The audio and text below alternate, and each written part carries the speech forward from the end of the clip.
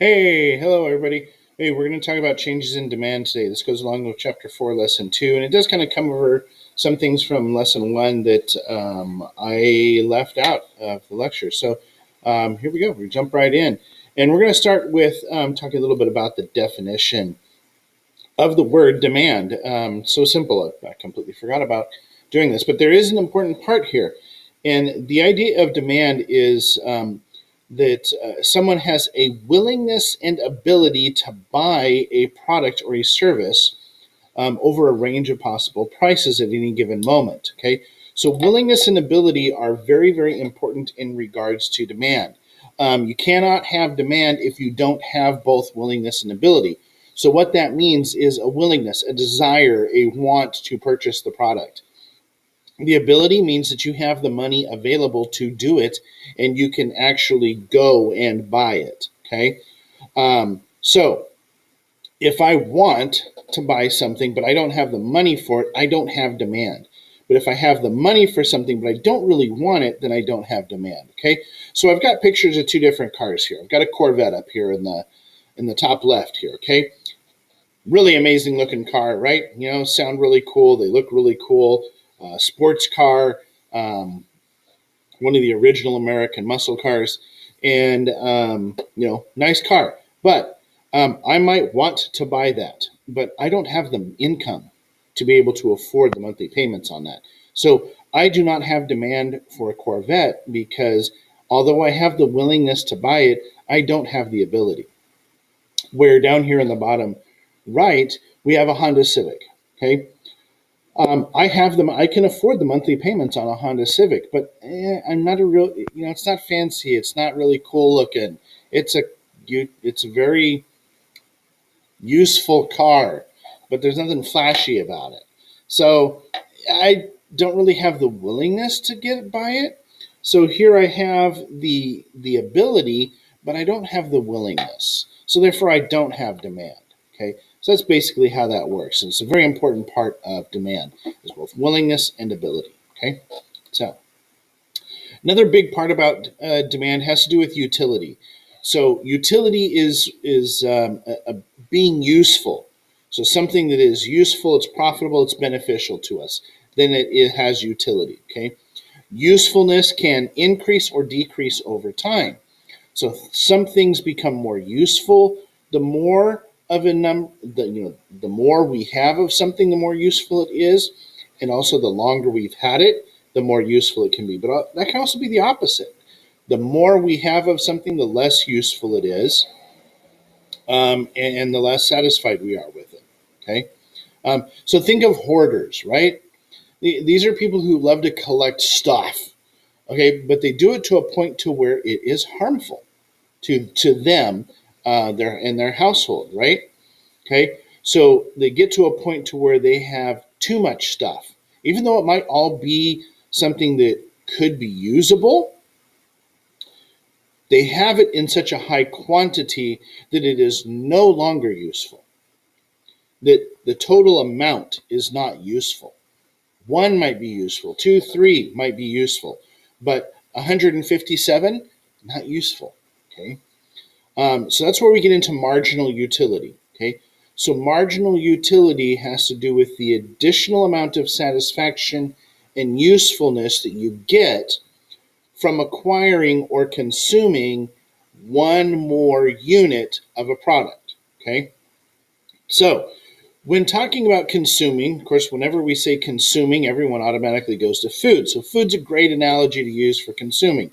So let's talk about chicken nuggets, right? Chicken nuggies, okay? So chicken nuggets, yes, I did just say chicken nuggets. Yes. So chicken nuggets, right? Small little things. When you're hungry, though, right? You're really hungry. It's lunchtime. You're really hungry. You didn't eat breakfast. Then you eat that first chicken nugget. Oh, and it tastes so good. It's like heaven, right? Second one still tastes really good. Third one still tastes pretty good. Oh, notice I said pretty good. Not really good, pretty good.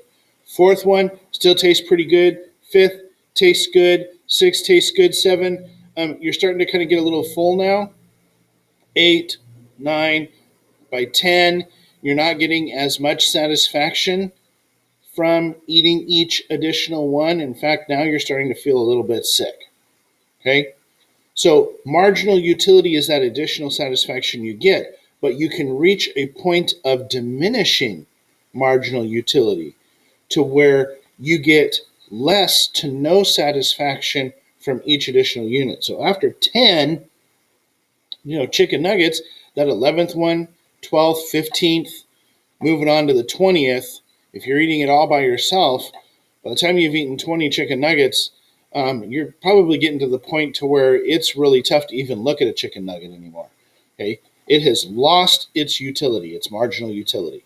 Okay, so that's what marginal utility and diminishing marginal utility refer to, is that additional satisfaction that you get from each additional one, but you get to a point to where it doesn't matter how many more you have, you're not satisfied with it anymore.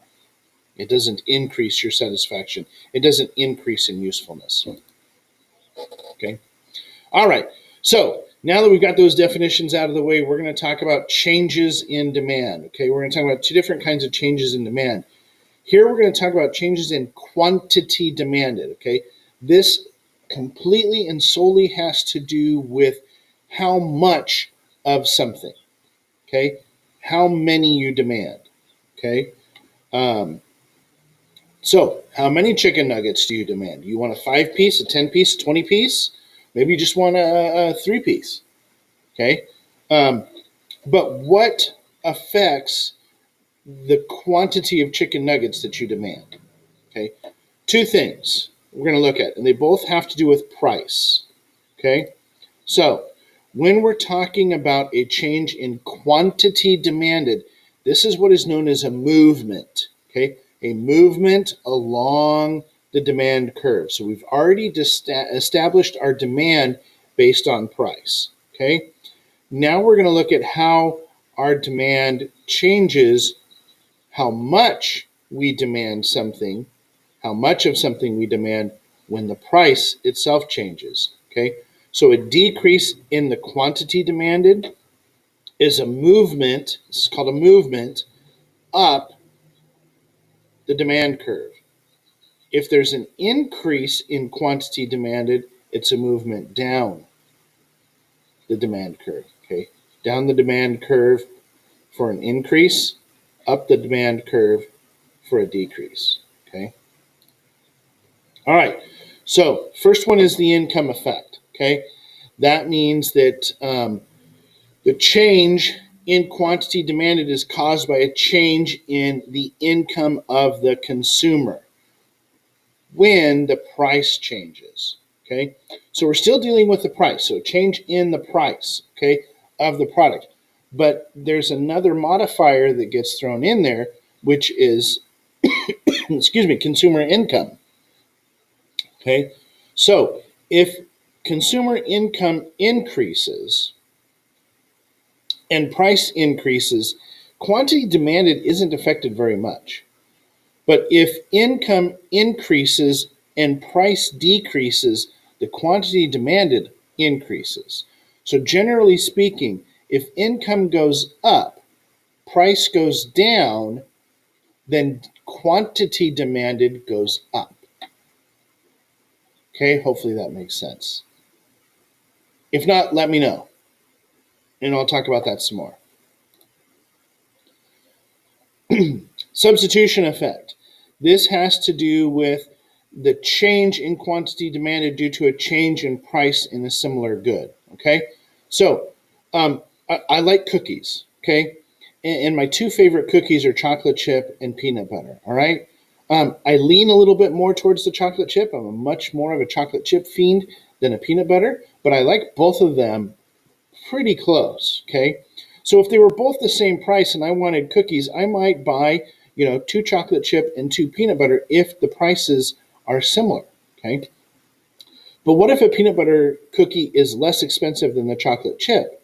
Well, then my demand for chocolate chip is going to go down a little bit, because I can buy, if I want cookies, I can buy more peanut butter cookies for less money. So I'm still going to buy a chocolate chip or 2, but instead of maybe buying 4, I'm only going to buy 2 because the peanut butter cookie is less expensive. I can get 2 for the price of 1, so I'm going to buy like 4 peanut butter cookies. My quantity demanded of peanut butter cookies increased because the cost changed, the price changed.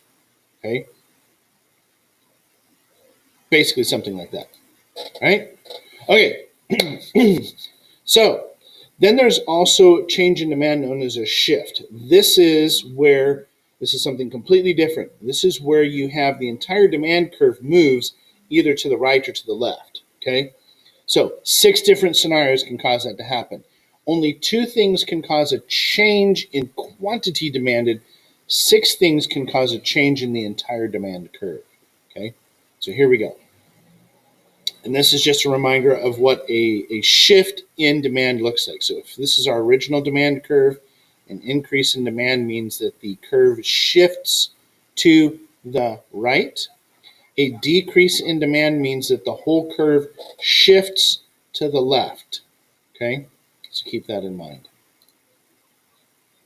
All right, so again, income plays a part. Okay, generally speaking, this has nothing to do with the price of the product. Okay, where before when we talked about consumer income, price played a role. Here, price doesn't play a role at all. In fact, price doesn't change at all. So if you notice when you look at these right here, okay, here is our first quantity demand, or here's our first demand curve. Here's the second demand curve. So this is after income has increased, excuse me. So when income goes up, so does the demand. Prices didn't change.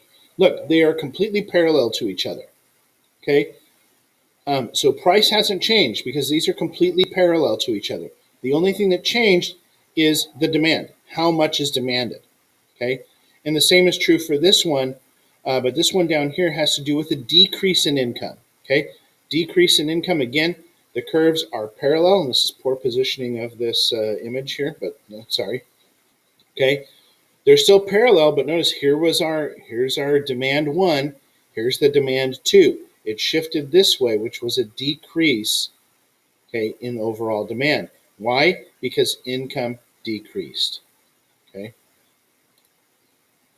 All right, consumer taste is the second one. Okay, consumer taste can also change the overall demand, shifting the curve to either the left, decrease, or to the right, increase. Okay, so as an item becomes more popular, the demand increases, causing a shift of the demand curve to the right. But as products become no longer popular, then the demand decreases, causing a shift to the left. Okay, so here's 2 sets of products that have been popular within your lifetime and probably a more recent memory, and they're not so popular right now. Not as popular right now. Zuzu Pets, yeah, yeah. Your younger brothers and sisters probably don't even know what that is. It's not popular. So the demand for Zuzu Pets has way decreased. It's way over there left, shifted left. Prices haven't changed though. What changes the popularity?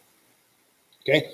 Also, for any of these products, together or individually, the demand right now for any of these products has decreased some because it's not so much about if you have all of these things that make you totally call. Yeah, it's not so much the thing anymore. Partly because of COVID, I think. But no, nobody cares. All right. So substitutes again with the cookie situation. Okay. So the availability and the price of a substitute can change the demand for a product. Okay, so the availability of peanut butter cookies versus and the price, and the price of the peanut butter cookies versus the price and quantity available of the chocolate chip cookies. Okay, so if the price of chocolate chip cookies increases, my demand for peanut butter cookies is going to increase. It's going to shift. Okay, to the right. Okay, so that's basically what that is in reference to, right? Complements. Complements is always a fun one to talk about. Excuse me. So complements are two products that are always bought together. Okay, so hamburger patties and buns, hot dogs and buns, peanut butter and jelly, eggs and bacon, pancakes and syrup, or pancake mix and syrup. Um, there's lots of other complements that can be mentioned. We're going to use the patties and the buns here. So, if the price of excuse me, no, it's not sick. Something just keeps getting stuck in my throat. Okay, so if the price of hamburger patties decreases, but nothing changes to the price of the hamburger buns, okay, demand for buns is still going to go up. Why? Because the demand for patties has gone up. Okay, so due to a change in price in patties, the demand for patties has gone up. So the price of patties goes down, causing the demand to go up. So with that, also, regardless of what happens to the price of the buns, the demand for the buns is going to go up, because what's a hamburger patty without a bun? You can't have a hamburger without a bun, right? I mean, I guess you can wrap it in lettuce, but yeah, they're okay. I'm not going to totally knock on it. But anyway, these are complementary goods. Okay. Um, so, anytime two things that are like that, the price of one changes, the demand for the other is going to change as well. Okay. Expectations. This has to do with consumers and how they feel about the future. If they feel positive about the future, they will spend more money, meaning demand increases. But if they feel negative about the future, if they feel like the future is going to be bad, then they don't spend as much, and so demand decreases. Okay, so stock market is a really good example of this. So when the stock market is constantly going down, it's known as a bear market. Okay, that's what they call it, bear market. Where the terms come from, somebody created it, and now it's stuck. Okay, so a bear market is when the stock market is going down. Stock market decreases because people stop buying stocks.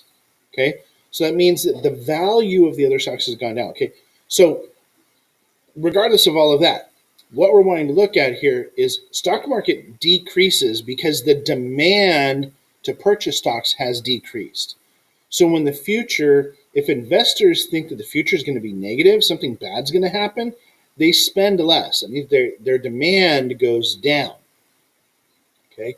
But when investors feel like the future is going to be positive, good things are on the horizon, then they tend to spend more. They buy more stocks. Demand increases. Okay. Shifting that demand, okay, to the right. Okay. So next time you hear about the stock market increasing, think about, well, what are investors thinking about? What has happened that has made them feel confident and positive about the future, whether it's the next few days, the next months, next years. Okay. Last one is number of consumers. Okay. The number of consumers changes, so does demand. So an increase in consumers into a market causes an increase in demand. A decrease in consumers causes a decrease in demand. This is also kind of like a face palm duh moment. Okay. When you have more people in your market, demand goes up. When people leave your market, they go away, your demand goes down. The demand in general goes down. Okay. And that's it. That's all we're going to talk about for demand today. Short and sweet. We'll just see you guys all on the other side. Talk to you later.